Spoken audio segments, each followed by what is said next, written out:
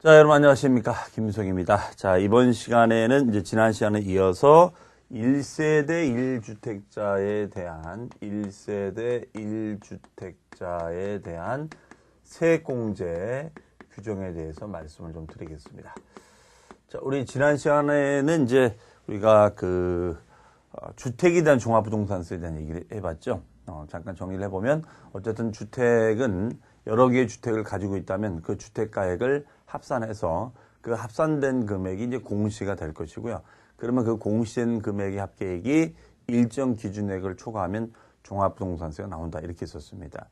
그러면 그때 일정 기준액이 얼마 있었죠? 6억이 됐었죠. 그래서 6억을 초과하는 금액에 공정시장가액비율을 80% 곱한 그 금액을 과세표를 하고 거기에다가 이제 초과 누진세를 곱해줘서 세액 계산해 준다. 다만 그 초과된 부분에 대해서는 재산세 부과도 되고 또 종부세 부과도 되기 때문에 이중과세가 된다. 따라서 기납된 재산세부는 차감을 시켜주자. 뭐 이렇게 했었습니다. 그 다음에 거기서 나온 세금을 기준으로 해서 세부담의 상한을 따진다. 이렇게 했는데요. 자, 여기서 이제 1세대 1주택자의 세액공제는 이거죠. 우리가 1세대 다주택자가 되면 1세대 2주택 이상자가 되면은 기준금액이 6억을 넘어가야 되지만 1세대 1주택자가 되면은 이거는 실수요자다. 그렇기 때문에 실수요자가 되면 기준금액을 6억에서 9억으로 올려준다. 이렇게 했었죠. 일단 요거 기억해 두셔야겠고요. 그 다음에 그러면 만약에 1세대 1주택자 중에서 갑이라는 분은 아파트가 있는데 이 아파트가 10억짜리 아파트고요. 그 다음에 을이라는 분도 아파트가 있는데 이 아파트가 10억짜리 아파트입니다. 그러면 역시 9억을 넘었으니까 다 종부세를 똑같이 내야 되느냐. 자, 알고 봤더니 이 갑은 나이가 46살 먹었고요. 그 다음에 이제 이 아파트의 보유 기간이 4년밖에 안 됐었어요. 4년. 그런데 이분은 연세가 72세시고 아파트의 보유 기간이 12년입니다. 그러면 12년 만에 어떤 아파트는 10억이 될 수도 있고 어떤 아파트는 4년 만에 10억이 될 수도 있겠죠. 예를 들어서 뭐 이런 주택은 일단 취득가액이 을보다는 좀 높겠죠. 뭐 고가는 아니지 뭐 한 8억 주고 샀는데 뭐 10억이 될 수 있는 거고 이분은 뭐 한 4억 주고 샀는데 한 12년 보유했더니 10억이 될 수 있다. 이런 얘기입니다. 그러면 이러한 나이라든가 보유 기간의 배려 없이 세액이 똑같이 종부세가 계산이 된다면 이거는 좀 문제가 있지 않느냐라는 얘기가 되겠습니다. 그래서 우리 종합부동산세는 인세다 보니까 인적 사항을 따져서 세금을 부과하자. 뭐 이런 얘기거든요. 자, 그러면은 그 기준이 어떻게 되느냐? 일단은 나이 기준이 있는데요. 나이 기준은 60세 이상이 돼야 됩니다. 나이 기준은 60세 이상이 돼야 되고, 그 다음에 이제 보유기간은 이제 5년 이상이 돼야 된다. 이렇게 볼 수가 있겠어요. 그래서 보유기간은 5년 이상이 된다거나, 나이는 60세 이상이 됐을 때는 이 나이를 고려해서, 또는 보유기간을 고려해서 이거 나이만큼, 또는 보유기간만큼 세액공제 혜택을 줄 수 있다더라. 뭐 이러한 얘기가 되겠습니다. 자, 이것을 우리는 1세대 1주택자에 대한 세액공제다라고 얘기를 하고 있습니다. 그러면은 이분은 나이가 60세가 안 됐으니까 역시 나이에 따른 공제가 안 되는 거고 그 다음에 보유기간이 5년이 되지 않았기 때문에 역시 보유기간에 따른 세액공제가 되지를 않겠지요. 그렇죠? 자, 따라서 이 경우에는 을의 경우에는 나이에 따라서 그 다음에 보유기간에 따라서 세액공제 혜택을 주어야 된다라는 그런 얘기가 되겠습니다. 자, 무슨 말씀인지 아시겠죠? 그러면은 이제 어느 정도가 되느냐가 이제 문제고, 그 다음에 이분이 연세가 좀 넘어갔고, 보유기간이 길면 이게 중복해서 공제가 가능한 거냐? 예, 중복해서 공제가 가능하다라는 얘기 되겠습니다. 중복 공제가 가능하다는 것도 기억을 해두실 필요가 있겠어요. 그러면 여러분들 그 교환해 보시면은 가로 3번에 1세대 1주택자의 세액공제 해가지고 동그라미 1번 연령별 세액공제 나와 있죠? 연령별. 그럼 연령별 세액공제율 표가 있습니다. 그 표에다 별 표시해 놓으시고요. 만 60세 이상 65세 미만은 몇 프로예요? 10%. 그러면 만약에 이분이 지금 60세니까 62세다. 그러면 10% 공제가 되는 거죠. 그 다음에 만 65세 이상 70세 미만. 이분이 68세다. 그러면 20% 공제가 되는 것이고 만 70세 이상. 이분이 뭐 72세다. 지금 요 사례는 72세니까 30% 공제가 되겠죠. 그렇죠? 그러니까 30% 공제가 된다라고 볼 수가 있겠네요. 30%. 근데 그 박스에 보니까 비군 안에 밑줄 한번 쳐볼까요? 단독명의다. 아, 이때 1세대 1주택자는 단독명의를 지칭한 것이다. 공동명의가 아니라 단독명의의 1세대 1주택자로서 60세 이상인 경우에 안 한다. 이렇게 되어 있습니다. 그러면 공동명의는 안 되고 60세 이상이 되면 안 된다는 것이 되겠죠. 그렇죠? 자, 이거 꼭 기억하셔야겠습니다. 그래서 우리가 단독명의 1세대 1주택자만 이런 혜택을 주겠다는 얘기죠. 그 다음에가 이제 동그라미 2번에 보유기간별 세액공제가 있죠. 오른쪽에 보시면은 박스에 보유기간별 세액공제율이 나와 있습니다. 5년 이상 10년 미만은 몇 프로요? 20%고 10년 이상은 40%죠. 그러면은 이 경우가 10년 이상이니까 이분은 몇 프로 공제가 되는 거예요? 40% 공제가 된다. 이렇게 볼 수 있겠네요. 그러면 요 30%와 요 40%를 중복해서 공제받을 수 있다, 없다? 있다. 그러면 중복해서 받으면 몇 프로 되는 거죠? 그렇죠. 70%가 되는 거죠. 아, 70% 공제가 된다라고 볼 수 있겠네요.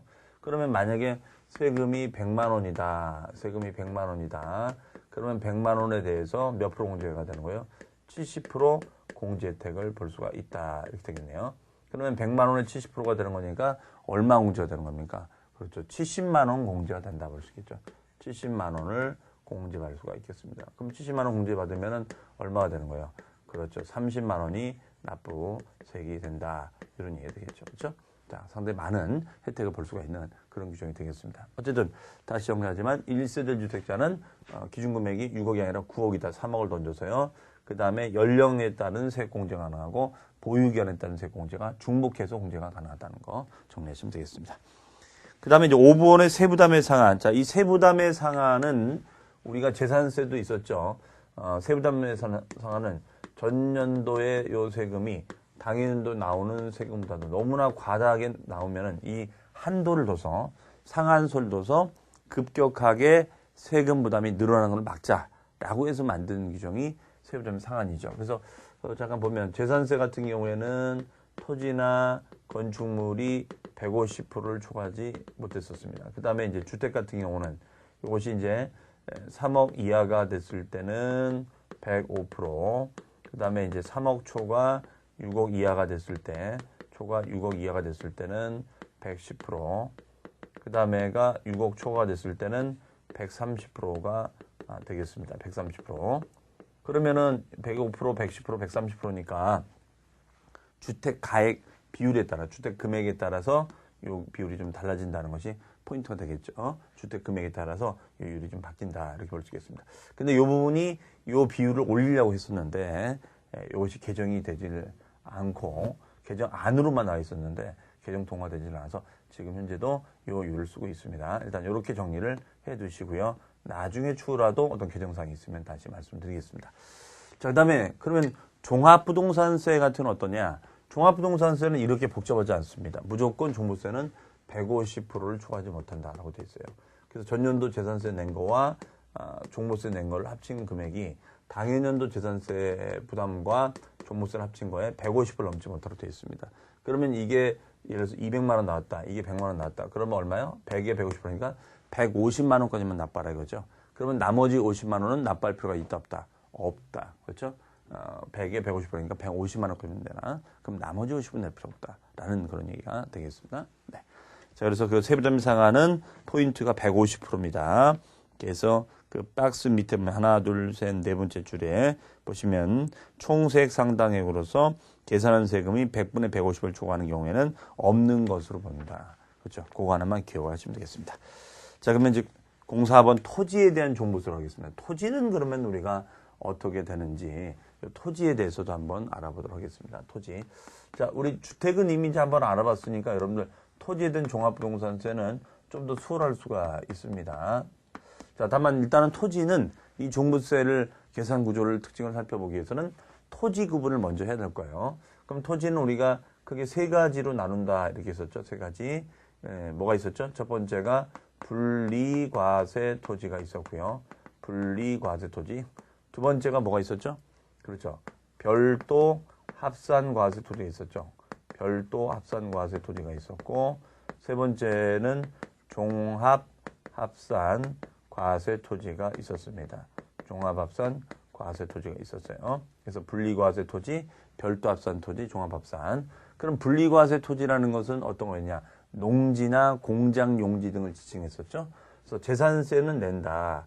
재산세는 우리가 0.07%짜리 농지, 그다음에 0.2%, 공장 용지 4%, 골프장 용지, 오락장 용지는 4%. 그러나 종부세 대상은 다 모두 되질 않는다. 그러면 별도 합산이나 종합산은 종부세 대상이 되느냐? 된다. 합산했을 때 이것이 일정 기준 금액을 넘어가게 되면 종합부동산세가 나올 수 있다. 이렇게 했었습니다. 그럼 별도 합산은 그 기준 금액이 어떻게 되느냐? 공시 가격의 합계액에서 기준 금액이 8억입니다. 8억. 80억.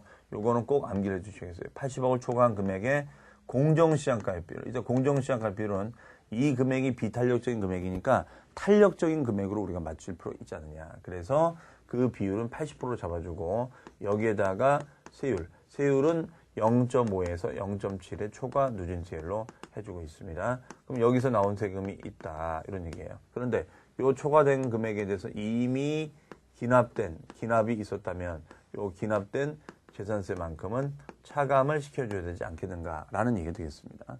그럼 종합합산은 어떻게 되느냐? 역시 공시가격의 합계 금액에서 기준금액이 5억 원이고 5억을 초과한 금액에 공정시장가액 비율 80% 똑같습니다. 곱하기 얘는 종칠이 0.75에서 2%의 초과 누진세를 해주고 여기서 나온 세금이 있다. 다만 이 초과된 금액에 대해서는 이미 기납된 재산세가 있다면 요 기납된 재산세를 빼주고 나머지 요 세금을 가지고 따져주자. 그렇습니까? 이게 바로 종합합산 과세토지, 여기는 별도합산 과세토지가 되는 것이죠. 그렇죠? 자, 그래서 일단 기준금액에 차이가 있다는 거고 공정시장가액 비율은 동일하게 움직인다는 거고 초과 누진세율로 움직인다. 이렇게 볼 수가 있겠죠. 그렇죠? 그 다음에 이 부분에 대해서는 이미 재산세를 냈고 또 종부세를 내는 거니까 기납이 됐다. 그러니까 기납된 재산세는 빼주면 된다. 여기도 초과된 금액에 대해서는 이미 기납이 됐으니까 기납된 재산세는 차감을 시켜주자. 이런 얘기죠. 물론 이제 요 세금이 역시 세부담의 상한이 있어서 얘는 150%를 초과하지 못한다. 이렇게 보시면 되겠습니다. 그럼 여기서 건질 거는 일단 분리과세는 종부세 대상이 안 된다는 거 하나 기억해 두시고요. 두 번째는 80억을 넘어가면 종부세 나오는 것이고 공정시장가액 비율은 80%고 세율은 누진세로 움직인다. 그 다음에 세부담의 상한 비율은 150%고 종합합산은 기준금액이 우리가 5억이고 공정시장가액 비율은 80%고 초과 누진세율이 우리가 된다는 거. 그 다음에 기납된 것은 차감을 시켜준다. 왜 빼준다? 이중과세 방지고 세부담의 상한은 우리가 150%를 초과하지 못한다. 이렇게 해석을 하시면 되겠습니다. 자, 그러면은 여러분들 공사번 토지된 과세의 오른쪽에 보시면 토지의 구분 범위가 있죠. 토지의 구분 범위 보시면 종합합산 과세 대상이나 별도합산 과세 대상이 있습니다.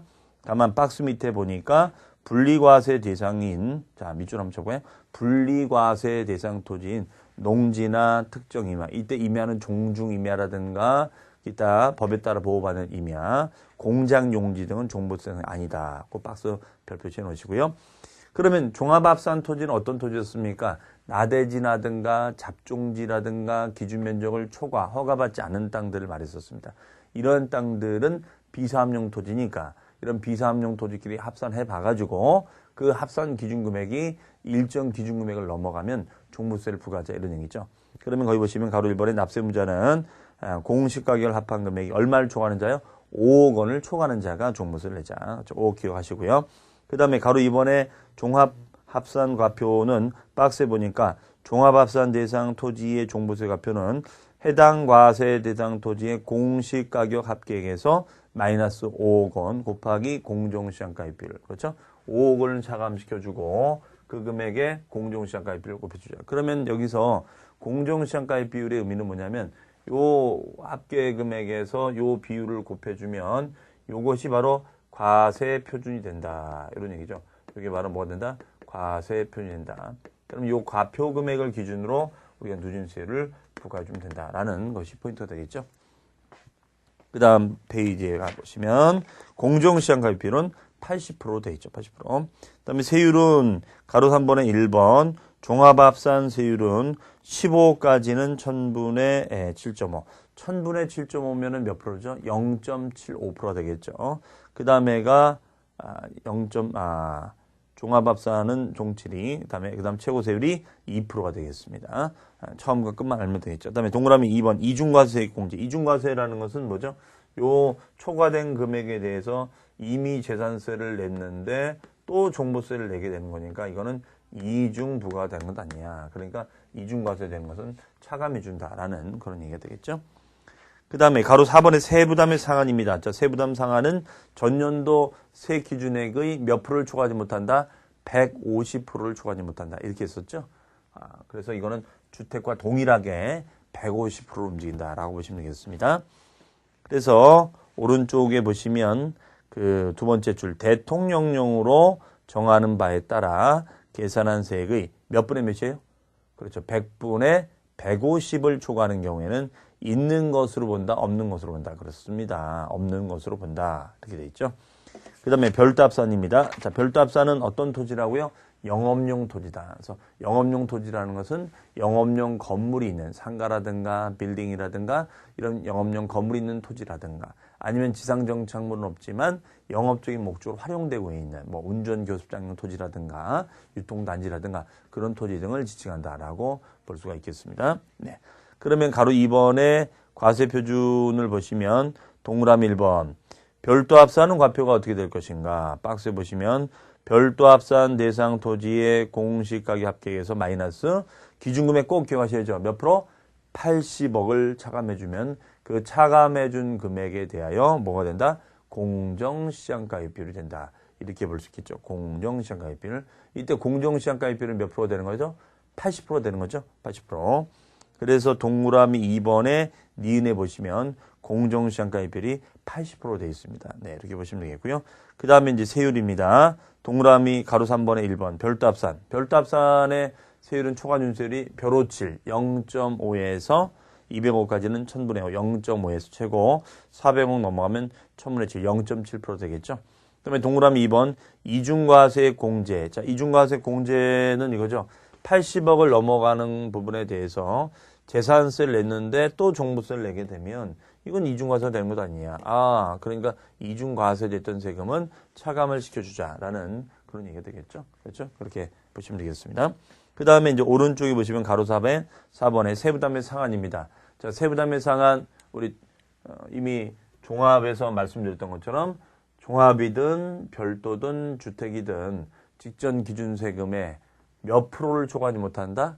그렇죠. 150%를 초과하지 못한다. 이렇게 했었죠. 150%. 네. 그래서 150% 체크해 놓으시면 되겠습니다.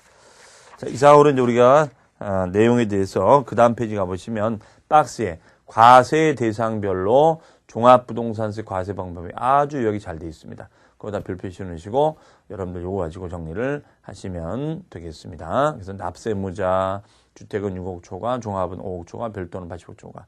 과표는 주택은 6억 초과금액 80%, 종합은 5억 초과금액 80%, 별도는 80억 초과금액 80%죠. 그다음에 세율은 주택은 0.5에서 2%, 종합은 0.7에서 2%, 별도는 0.7. 그다음에 이중과세가 될 수 있다고 그랬죠. 다만 1세대 1주택지 안에서는 연령별 또는 보유연별 세액공제된다. 그다음에 세부담의 상한은 동일하게 몇 프로를 초과하지 못한다? 150%를 초과하지 못한다. 이렇게 해석하시면 되겠습니다. 그다음에 5번의 부가와 징수입니다. 자, 오른쪽에 가로 1번에 보시면 과세 기준일이 있죠. 과세 기준일은 우리 재산세에서 언급했다시피 뭐 할 때 따지는 거였죠? 그렇습니다. 납세무자를 구분할 때 따지는 거였었죠. 그래서 6월 1현재 재산세 납세무자가 종합부동산세 납세무자도 될 수 있다는 것이죠. 그렇죠? 그래서 과세 기준이 있었고, 부가징수는 원칙은 우리가 보통징수라고 돼 있는데요. 그 보통징수를 정부부가로 좀 바꿔주시기 바랍니다. 보통징수라는 표현을 지우시고 정부부가 이렇게 바꿔주시면 되겠습니다. 정부가 직접 부과한다. 뉘앙스는 물론 동일합니다. 보통징수도 고지 나쁘고 정부부가도 고지 나쁜데 이거는 이제 국세거든요. 국세에서는 정부부가, 지방세에서는 이제 보통징수 이렇게 지칭하고 있습니다. 그 다음에가 그러면 이제 얘는 무조건 고지 납부를 하는 거냐? 아닙니다. 원칙은 정부가 부과하는데 얘는 신고도 가능합니다. 이 점이 재산세와 좀 다른 점이에요. 우리가 재산세는 오로지 그 보통징수한테 썼죠. 하지만 종합부동산세는 정부 부과도 가능하고 그 다음에 신고납부도 다 가능합니다. 그래서 그 동그라미 하단에 보시면 3번에 예외적으로 신고납부 밑줄, 신고납부도 가능합니다. 이게 어떻게 된 거냐? 원래 종부세를 만들 때는 처음에는 신고납부를 만들었었습니다. 근데 신고납부를 만들었더니 신고자가 없는 거예요. 이게 문제가 된 거죠. 그러면 신고율이 너무나 떨어지니까 왜 그랬느냐? 지금 여러분들이 종부세를 배우시니까 뭐 대충 이제 이해를 하셨겠지만 만약에 안 배우셨다면 이걸 일반 사람들이 어떻게 알고 재산세는 고지란 말이에요. 그럼 고지된 재산세 자료를 보고서 내가 이걸 직접 계산한다. 이거는 불가능한 얘기입니다. 그렇기 때문에 실제 신고자가 너무 없는 거예요. 그래서 이것을 종부세가 2005년도에 입법이 됐는데 그 뒤 2, 3년 있다가 다시 개정을 하게 됩니다. 그래서 지금은 원칙은 정부가 부과하고 예외적으로는 신고납부를 선택할 수 있도록 만들어놨습니다. 이러한 규정을 선택적 신고납부 이렇게 표현하고 있습니다. 네. 자, 그 다음 페이지에 가보시면 재산세, 보유세 납부기한 나와 있죠. 자, 재산세와 종부세 비교, 납부기한 요거 별 표시해 놓으시고요. 꼭 비교 암기해 두셔야겠습니다. 우리 재산세는 크게 7월과 9월로 나눴었습니다. 근데 종부세는 12월에 고지 납부가 된다는 거예요. 다만 차이점이 있다면 재산세는 16일부터 해당 달의 7월 달이나 9월 달에 대해서는 16일부터 출발을 한다. 이렇게 볼 수가 있겠습니다. 하지만 종합부동산세는 16일부터가 아니라 1일부터 출발이 된다라는 얘기 되고요. 달수는 12월 달이 된다는 거죠. 그래서 12월 1일부터 출발합니다. 하지만 재산세는 7월과 9월로 나눠서 16일부터 출발한다. 그런 점에서 차이점이 있다라고 보시면 되겠습니다. 그래서 재산세는 여름과 가을이 되겠고 종부세는 겨울 12월이 된다. 이렇게 해석을 하시면 되겠어요. 네. 자, 그 다음에가 이제 그 결정과 경정 이거는 참고하시고요. 그다음 이 오른쪽 2번 납세의 편의제도와 부가세. 자, 납세의 편의제도의 의미는 뭐냐면 거기 보시면 가로 1번에 분납과 물납이 있네요. 자, 분납은 알다시피 나눠내는 거고 물납은 금전, 현금 대신 부동산으로 납부하는 것이 물납이 됩니다. 그러면 재산세와 어떤 차이가 있는지를 잠깐 정리를 해보면요. 우리 일단은 분납은 기준이 똑같아요. 500만 원 초과입니다. 500만 원 초과가 되면 분납할 수 있어요. 그래서 재산세나 종부세나 기준금액은 똑같습니다. 그래서 500만 원 초과 1000만 원 이하일 때는 500만 원 초과 금액, 1000만 원 초과시는 그 세금의 50% 이하. 다만 분할 납부 기한이 좀 다른데요. 분할 납부 기한이 재산세 같은 경우에는 45일 이내에 분할 납부를 하고 종부세는 2개월 이내에 분할 납부를 합니다. 그래서 얘는 45일 이내, 얘는 2개월 이내 분할해서 납부할 수 있다. 이렇게 해석하시면 되겠습니다. 그러면 물납은 우리가 어떻게 되느냐? 물납은 기준금액이 1000만 원을 초과하게 되면은 물납을 할 수가 있어요. 1000만 원. 그러면 만약에 세금이 2000만 원 나왔다. 그럼 1000만 원 초과됐으니까 물납이 되겠죠. 그럼 이때 물납은 뭘로 물납을 할 수가 있는 것인가? 물납은 우리가 재산세 같은 경우에는 물납을 관할 구역 내 부동산으로 물납을 할 수가 있습니다. 관할 구역 내 부동산을 물납할 수 있는데 종합부동산세는 물납을 뭘로 할 수 있냐? 국내 소재 부동산으로 물납을 할 수가 있습니다. 국내 소재 부동산. 그러면 국내 소재가 되는 거니까 국외 소재는 대상이 되지 않는다라는 얘기 되겠습니다. 종부세는 국내에 소재하는, 국내에 한정된 부동산만 된다. 재산세는 관할구역 안에권에 있는 부동산만 됩니다. 그러면 관할구역 밖은 안 된다 이런 얘기죠. 그 다음에 재산세는 45일 이내 분납이 가능하고 종부세는 2개월 이내 분납이 가능하다. 자, 이런 점을 여러분들이 좀 비교해서 정리를 해주시면 되겠습니다. 자, 그러면 우리 자료에 물납은 1000만 원 초과죠. 1000만 원 초과를 하면은 허가를 할 수 있다. 왜 허가라는 사항이냐면 이 물납을 하랬더니 이 부동산 물건이 너무나 안 좋은 거예요. 뭐 권리관계 복잡하다 이거죠. 그러면 이건 받을 필요가 없지 않냐라는 그런 얘기가 되겠어요. 그 다음에 하단에 보시면 동그라미 2번 분납은 이제 500만 원 초과하고 몇 개월입니까? 2개월 이내에 분납할 수 있다. 대신 재산세는 45일 이내다. 이런 점이 좀 달랐었죠. 네. 그 다음에가 다음 페이지 가보시면 가로 5번에 부과되는 세금이 있습니다. 부과되는 세금은 뭐가 있죠? 농어촌 특별세. 자, 요 점도 좀 다르죠. 우리 부과되는 세금에서 부과되는 세금을 보면 재산세하고 좀 다르죠. 재산세는 부과되는 세금이 지방교육세가 20%가 부과가 되고요. 그 다음에 종합부동산세는 농어촌 특별세가 20%가 부과된다. 이렇게 볼 수가 있겠습니다. 그러면은 재산세가 100만 원이면 지방교육세가 20만 원이 된다. 뭐 이런 얘기고, 종부세가 100만 원이면 농어촌 특별세가 역시 20만 원이 되면 된다. 뭐 이런 얘기가 되지 않겠습니까? 그래서 지방교육세도 납부세액의 20%, 그다음에 농어촌 특별세도 납부세액의 20%가 부과된다. 이렇게 해석을 하시면 되겠습니다. 자, 그래서 이것도 꼭 여러분들이 암기를 해 주시면 되겠어요. 지방교육세 20%, 농어촌 특별세 20% 이렇게 해석하시면 되겠습니다. 네. 자, 이렇게 해서 종합부동산세까지 연결해 봤고요. 그 다음에가 이제 기타 지방세. 챕터 6에 보시면 기타 지방세가 있는데요. 이 기타 지방세는 뭐 거의 우리 시험에서는 출제가 빈도수가 높지가 않습니다. 그래서 기타 지방세는 우리가 중요 사항만 체크를 하고 넘어가도록 하겠습니다. 자, 기타 지방세. 그러면은 이것이 왜 나왔느냐? 바로 이런 얘기죠. 우리가 그동안 배웠던 이제 취득세라든가 아니면은 등록 면허세라든가 재산세가 있으면은 취득세에 부과가 되는 세금이 있었고, 재산세에 부과가 되는 세금이 있었고, 등록면허세에 부과가 되는 세금이 있었습니다. 그러면 취득세나 등록면허세나 재산세 부과가 되면은 그 부과되는 세금이 크게 두 가지가 있었죠. 하나는 지방교육세가 있었고, 하나는 우리가 지역자원시설세가 있었습니다. 자, 그런 내용들이 이제 되는데요. 그러면 지방세 중에서 우리가 목적세가 있다 이거죠. 지방세 중에서 목적세가 있다. 이렇게 볼 수가 있겠습니다. 지방세 중에 목적세가 있다. 그러면 지방세 중에 목적세는 크게 두 가지가 있다는 거죠. 하나는 지방교육세가 있고, 하나는 두 번째가 지역자원시설세가 있다. 이렇게 나눠볼 수 있겠죠. 그럼 여기 지방교육세에서 우리가 건질 것이 뭐냐. 일단은 특징 위주로만 정리하시면 되겠습니다. 그래서 지방교육세는 첫 번째 목적세다. 목적세를 알겠고요. 그다음에 지방교육세는 부과되는 세금이다. 그러다 보니까 부과되는 그 비율이 있겠죠. 부과되는 비율은 무조건 20%, 20%. 네. 취득세도 취득세 20%, 등록면허세도 20%, 재산세 20%.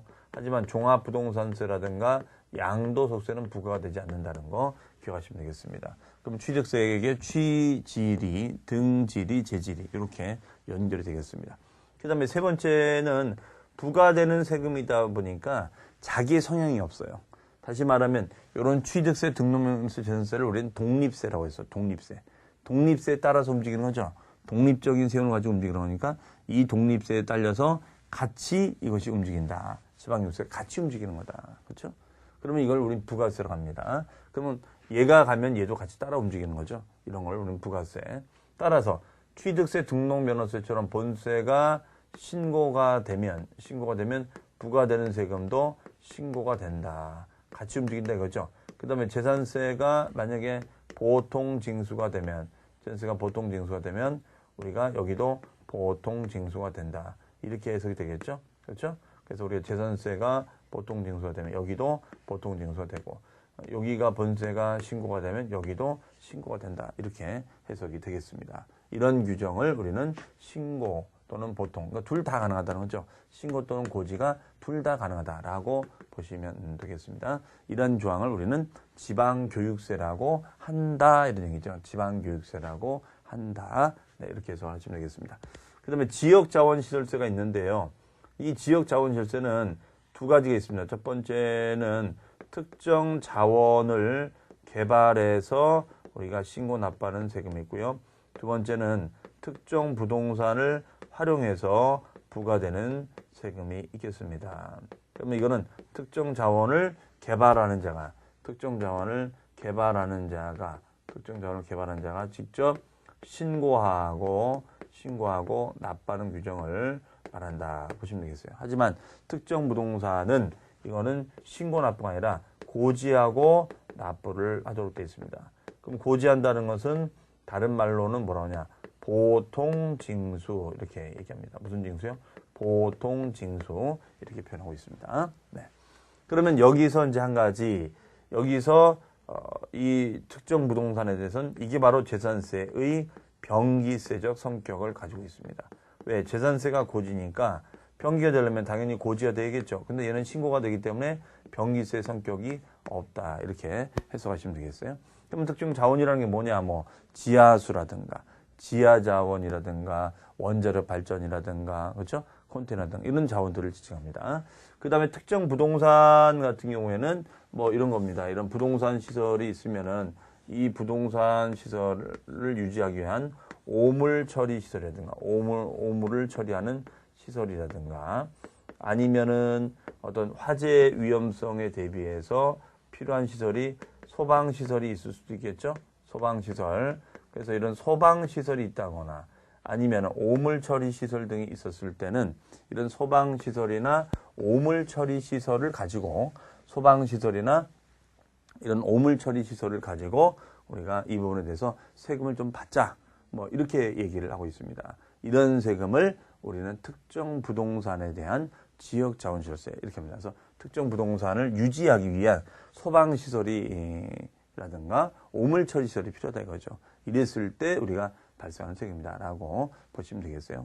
이것이 바로 지방세지 목적세는 지방교육세가 되고 지역자원시설세가 된다. 이렇게 해석을 하시면 되겠습니다. 자, 그러면은 우리가 지방세 중에 지방세, 부가세는 농특세하고 지방교육세겠죠. 이거는 여러분 별 표시해 놓으시고, 이거는 부가세 비율을 외워두시라라는 측면에서는 알아두셔야 돼요.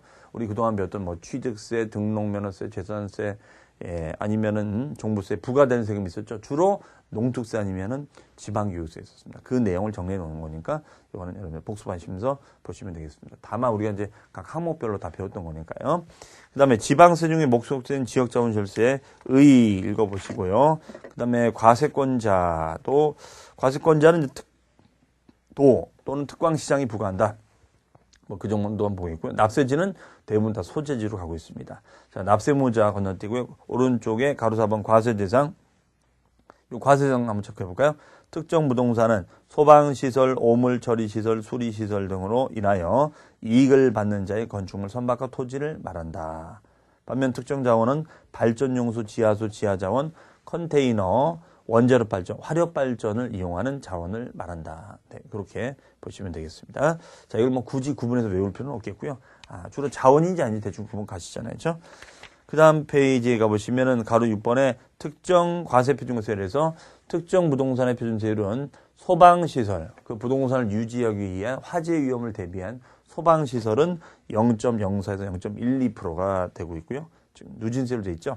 그 다음에 오물처리 시설 등은 만분의 2.3다 참고하시면 되겠습니다. 그 다음에가 이제 오른쪽에 동그라미 3번 화재 위험 건축물은 2배 중과한다. 이거는 좀 체크해 놓으시죠. 우리가 이런 지역자원시설세 같은 경우에도 화재 위험 건축물, 아무래도 이제 화재 위험 건축물은 전기 사용량들이 많은 그런 부동산 등이 될 거예요. 그런 부동산 등에 대해서는 화재 위험이 높은 거니까 그런 건축물에 대해서는 우리가 2배를 중과하자 이런 얘기 되겠습니다. 그럼 거기 보시면 뭐 저유장, 주유소, 정유소, 유흥장, 4층 이상, 10층 이상 이하의 건축물 등은 우리가 2배가 된다 이렇게 볼 수 있겠죠. 네, 그 자세한 내용 여러분 참고하시고요. 동그라미 4번에 보시면 대형 화재 위험 건축물은 3배 중과되는 것도 있습니다. 뭐가 있어요? 대형 마트라든가 복합상영관, 백화점, 호텔, 11층 이상의 건축물. 그럼 여기서 아까 4에서 10층은 이제 2배고 11층은 이제 3배까지 별도로 중과를 하고 있네요. 참고해서 보시기 바랍니다. 그 다음에가 이제, 그 다음 페이지 넘어가시면 오른쪽에 가로 7번에 부가징수가 있습니다. 자, 부가징수 하나 체크합니다. 동그라미 1번. 특정 부동산에 대한 지역자원시설세 부가징수는, 자, 특정 부동산이죠. 소방시설이나 오물처리시설을 통해서 부동산이 수혜를 받고 있다면, 이러한 특정 부동산에 대한 지역자원시설세는 신고 납부가 아니라 무슨 납부다? 고지 납부다. 보통징수. 그래서, 걔는 과세 기준일, 납기, 징수 방법 등을 감안해서 무슨 징수한다? 보통 징수한다. 그렇게 체크를 해놓으시면 되겠습니다. 그 다음에 동그라미 5번, 특정 자원에 대한 지역자원시설세. 예, 특정 자원은 기억입니다. 5번의 기억. 특정 자원을 개발하는 자가, 얘는 자원이니까 자원 개발자가 직접 뭐 한다? 신고하고 납부할 수 있다. 그래서 자원개발자가 직접 신고하고 납부할 수 있다. 이렇게 보시면 되겠습니다. 그 정도 체크하시면 되겠습니다. 그 다음에 지방교육세는 목적이 있다고 그랬죠. 목적세다. 그렇죠? 그 다음에 지방교육세는 부과되는 세금이 있었죠. 그 부과되는 부분에 대해서는 가로 2번의 납세무자, 네, 1번 취득세 납세문자에 부과되고 2번 등록면허세 납세문자에 부과되고 3번 재산세 납세문자에 부과된다. 그 정도 보시면 되겠습니다. 과표와 세율은 여러분들이 참고하시면 되겠고요. 그 중에서 읽어볼 거는 동그라미 1번, 동그라미 2번, 동그라미 3번 정도만 봐주시면 되겠습니다. 그 얘기가 바로 뭐냐면 부가비율이에요. 읽어보시면 돼. 부가비율은 동일하게 몇 프로? 20%다. 이렇게 메모를 해두시면 되겠습니다. 그 다음에 4번 신고 및 납부와 부가징수가 다 가능하다. 자, 그 이유는 얘는 부과되는 세금이다 보니까 취득세, 등록면허세 같은 신고 세목에 부과되면 신고 납부, 재산세 같은 세목에 부과되면 얘도 보통징수, 그렇죠? 이렇게 움직인다 보시면 되겠습니다. 그러면 신고 납부를 해야 되는데 신고를 하지 않으면 가산세를 우리가 물게 되느냐, 가산세를 물게 되느냐, 가산세를 물어야 되는데 물지를 않습니다. 왜냐하면 본세인 독립세가 가산세를 물었잖아요. 그러면 주인이 처벌받았으면 됐지 무슨 종까지 처벌하느냐. 그래서 종에 대해서는 처벌을 하지 않습니다. 네. 그러면 거기 보시면은 가로 5번에 부족세기 추징 및 가산세 이렇게 돼 있는데 1번 지방교육세를 신고하고 납부하는 자가 신고문을 다하지 아니한 경우에는 무신고 가산세 및 과소신고 관세를 부과하지 아니한다. 이렇게 돼 있죠. 예. 그 이유는 주인이 처벌받았으면 되지 종까지 처벌받을 필요는 없다라는 얘기가 되겠습니다. 자, 그래서 지방세 중 목적세인 지방교육세는 부가세고 부가비율은 20%고 취질이, 등질이, 재질이, 종부세, 양도세는 없고 신고 또는 보통징수 다 가능하지만 신고를 이행하지 않았다 해서 가산세는 없다. 그다음에 특정 자원에 대한 지역재산세는 자원개발자가 신고 납부하는 거고 특정 부동산을 유지하는 오물처리 소방시설은 고지 납부인 보통징수도 가능하다. 그래서 재산세, 병기세에 해당이 된다. 이 정도 정리하시면 되겠습니다. 자, 그러면은 이상으로 해서 우리가 지방세 중에 목적세 다 완성했고요. 그러면 이제 양도소득세, 다음 시간에는 양도소득세에 대한 얘기로 추가를 해볼까 합니다. 자, 그럼 여기서 마치도록 하겠습니다. 수고 많으셨습니다.